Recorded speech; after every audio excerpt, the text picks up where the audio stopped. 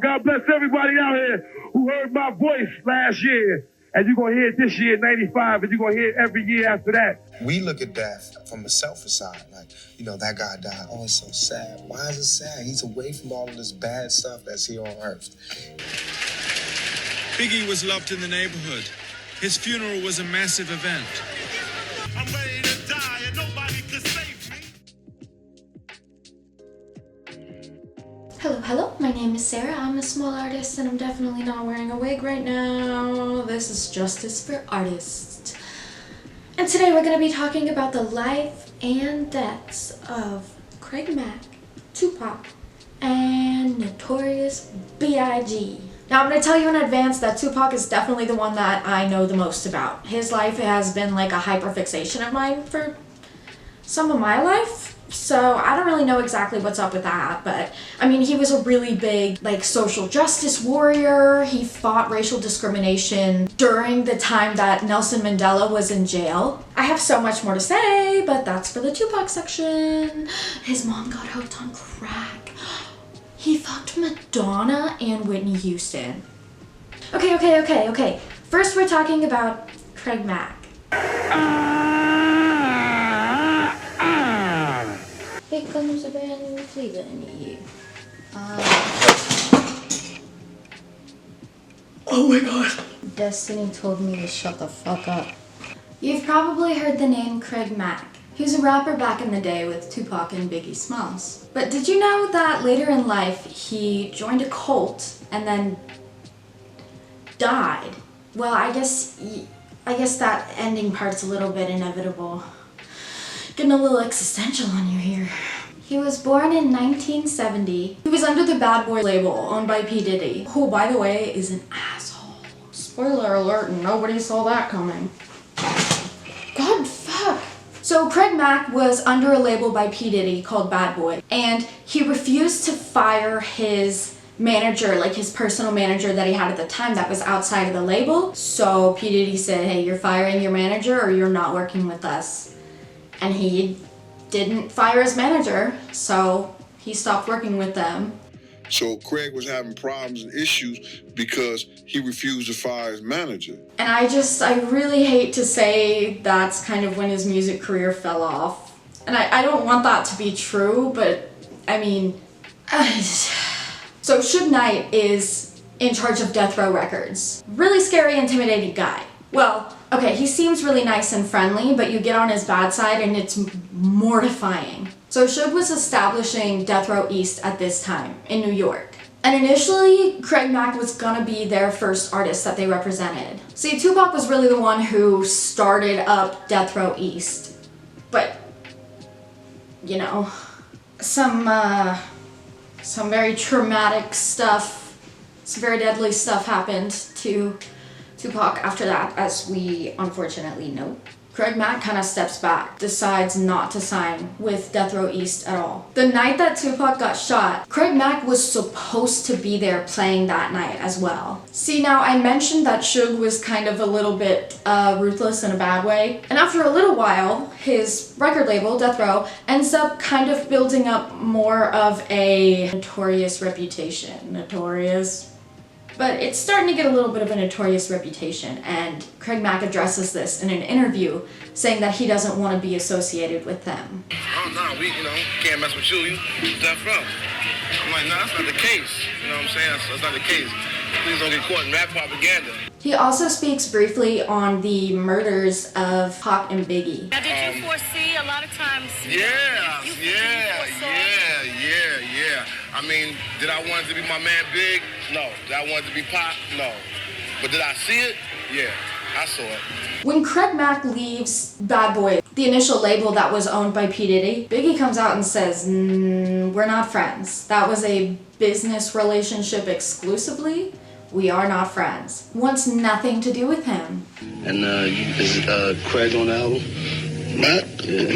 No. That's all. You can't curse? Yeah, you can curse. No. For Craig. But I noticed, on the remix, Flavor in Your Ear, y'all worked That together. was just something I had to do. You know what I'm saying? That's politics. Puff asked me to do it. Yeah. I did it. So Diddy, Biggie, and and Bad Boy and Bad Boy Records. They're really just focused on bringing it in, okay? That label ends up growing and becoming more established. And eventually, as it grows, it starts to overshadow Craig Mack a little bit. Fast forward several years, Craig Mack disappears in the face of the media. He ends up becoming religious, and a video surfaces of him at this ministry. What is your name, sir? My name is Craig Mack. And what did you used to do when you was in the world? Wickedness. Wicked. Okay. And what are you doing now? Righteousness. Oh, hallelujah. Oh, my God. It starts off seeming like a pretty regular church environment, except then some regulations get implemented once you're like a part of the church. The community that he was living in consisted of around 70 people who had to follow certain rules, including never leaving the compound premises and to object every medical or any kind of intervention from the outside doctors. So they got some cult-like tendencies a little bit. And then the cult leader, who's like a priest or pastor or whatever it's called, or God, the cult leader ends up getting some crazy charges. Sexual abuse, kidnapping, burglary, assault with intent to commit sexual misconduct, criminal sexual assault with a minor, and many, many more. Interviews from former members of the cult revealed that the leader, Ralph Stair, took advantage of dozens of people and children and infected his victims with STDs. He was arrested when footage emerged showing him touching a 12-year-old girl's chest during a worship service, among several other accusations. So that's deeply disturbing. Eventually, Craig Mack dies from heart complications that were, some sources say it was related to AIDS and some say it was just health conditions. So interpret that how you want. He died at the age of 47, so he got to live a lot longer than the others we're talking about in this video. Also, the other ones were murdered and he was not. Next, we're gonna move on to Tupac. He's definitely the one that I know the most about. I don't know, random little hyperfixation. I don't know, but we love my favorite part. You can hear my neighbor every time they flush the toilet. It's so annoying. Pac. So he's born in 1971, a year after Craig Mack was born, and a year before Biggie is born. Pac is born to a very poor family and lives in poverty for pretty much all of his childhood. As he was nearing 18, him and his sister moved to California. His mom ended up coming late. At their apartment back home, they couldn't afford electricity bills, so the water and the electricity was off. Their mom stayed there a little while before moving to California to be with her son and daughter. This is the point where, I mean, people are getting stabbed left and right. There is... And then Pac's mom ends up becoming hooked on crack while she's there, which just, I mean, it like tears their family apart. A few years go by, Pac's working on his music this whole time. When he was a little kid for Christmas, he got this journal, and that's what he wrote like his lyrics and his poetry in. His poetry is beautiful. I'm gonna read a little bit in a minute. There's a movie called All Eyes on Me, which is also the name of one of his songs and one of his albums. You know, the album with the song on it. I think the movie is pretty good, and I think it does a good job of communicating at least the overall message and some key points in his life. Like, after moving to California, he's out at a park, and somebody comes up and starts a fight with him. Well, I mean, obviously he's gonna fight back. It ends up starting this huge, like, mass fight between, like, Pac and his friends, and then the people who were being shitty, I don't know. And they get in this, like, 20-person fist fight, and then gunshots start going off. So everybody ducks and starts yelling, and they run off. Well, the gunshots hit a 6-year-old child. And that's something that Tupac has a really hard time living with, because he feels like that child's death is on him. So that's an instance he doesn't want to talk about it, he doesn't want to think about it, understandably. So Pac ends up kind of performing, just doing his own thing in front of a group of people, and they're like, hey, do music.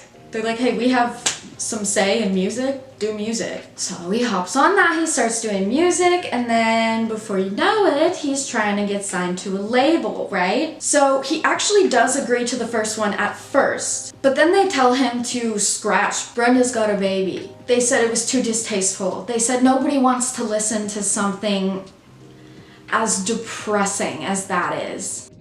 Maybe a couple of the tracks that just hold off on for now. Like what? Brenda's Got a Baby. So you know who I am, and you know my music, and you think that I would actually scrap that song?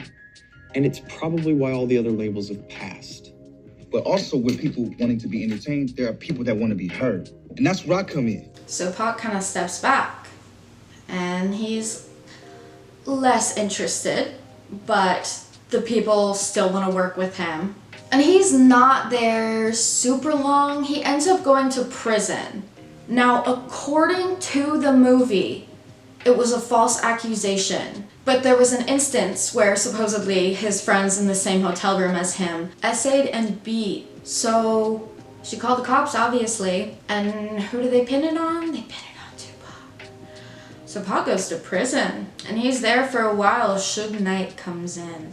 He said, I'll bail you out if you sign with me. And they make an agreement, which later, after the agreement is done, Pac tries to leave the label, and Suge Knight says, oh, no, you owe me money. Even though at first he said, money ain't no thing. But now he's like, because of me you have a car, because of me you have these nice watches, because of me you have blah, blah, blah, blah, blah. He's like, you owe me money for these things. So this is what I'm saying, like before. He's a sleuth. He's a slippery little guy. And hits get put on him, but miss him and then kill other people. Now, in the movie, it goes through Tupac's life via flashbacks when he's answering interview questions while he's in prison. So it catches up to the point where he's in prison. Then he gets bailed out, and then the movie continues from there. I made a video kind of about the music industry because I've worked in the music industry. And this line right here, it's all very complicated. Y'all making this shit complicated. It all just has to get reconciled first. Reconcile me a fucking check. Yeah, they will find any way around it.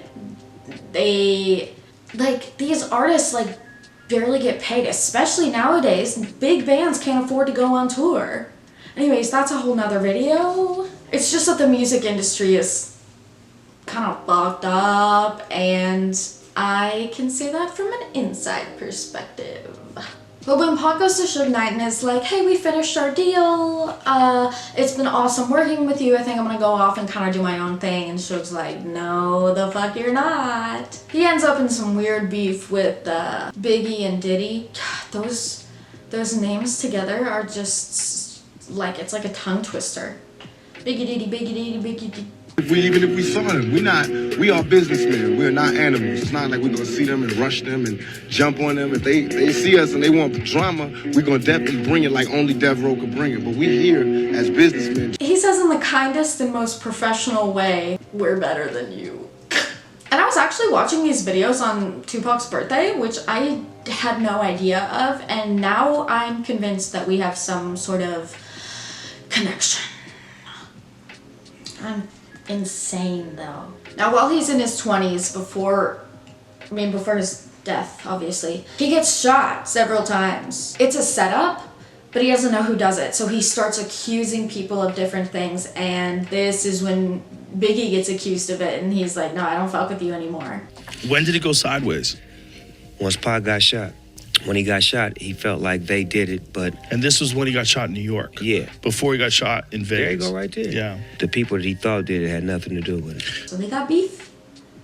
They got Biggie Pac. And then with Craig Mack, I couldn't find the exact reason disclosed, but there are videos of Biggie saying, no, that was a business relationship, that was professional. Nope, nothing to do with that. He ends up kind of going through a lot of run-ins with the law, but it was when cops were even more racist than they are today. Like, by a lot.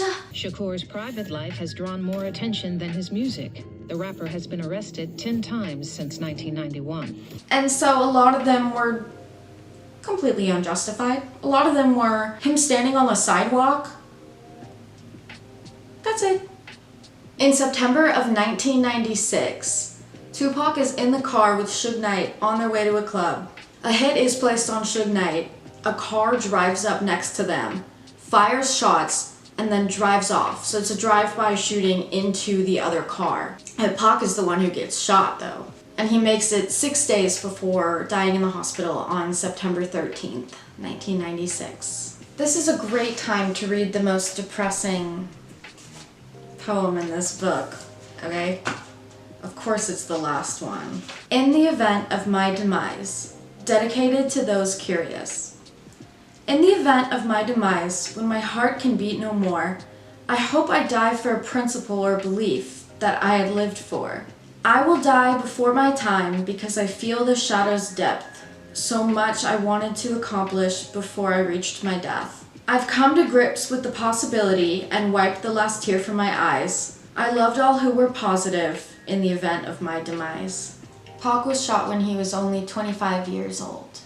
I mean, his legacy lives on though. You know his name. Everybody knows his name. Alright, now we're gonna get into Biggie. Now Biggie has beef with both Craig and Tupac. Biggie Diddy beef. Biggie Diddy baby daddy beef. Biggie Diddy baby daddy Tupac Craig beef. Bars. But we're gonna blend into that real quick. What is he up to? All my people's gotta stay on a positive vibe, you know. Negativity just brings failure, you know. And we ain't trying to fail in this game, we trying to succeed. Look, I'm back, but slightly different. Alright, Biggie, Biggie, Biggie. Can't you see? Sometimes your words just hypnotize me. As a kid, Biggie was frequently bullied for his weight and skin color. This carries on to make him a bit of a more reserved person even later into his life. He identifies himself as being shy. Were you shy or were you outgoing? I'm still shy. I'm a quiet dude. Say the things I want to say in my music.